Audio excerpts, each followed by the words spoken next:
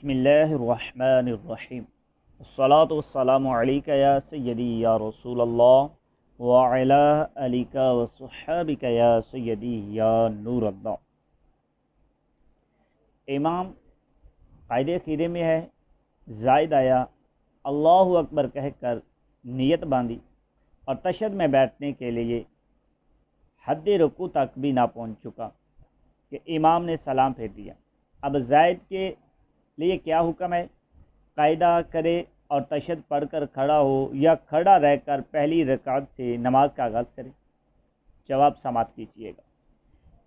پوچھے کی صورت میں زاہد کو جماعت نہ ملی اور نہ ہی اس کی اپنی اکیلے کی نماز شروع ہوئی، بلکہ اس کو نئے سرے سے نماز پڑھنی ہوگی۔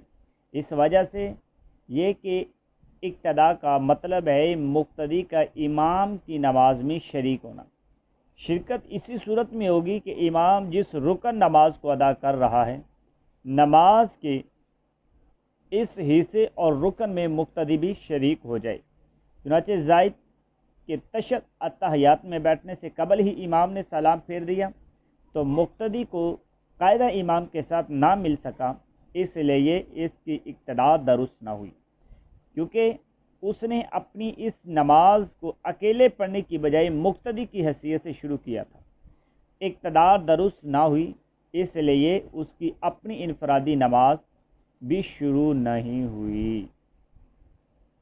تو جب وہ تشہد امام سلام پھیرے گا تو پھر وہ اپنی نماز شروع سے ہی ادا کرے گا۔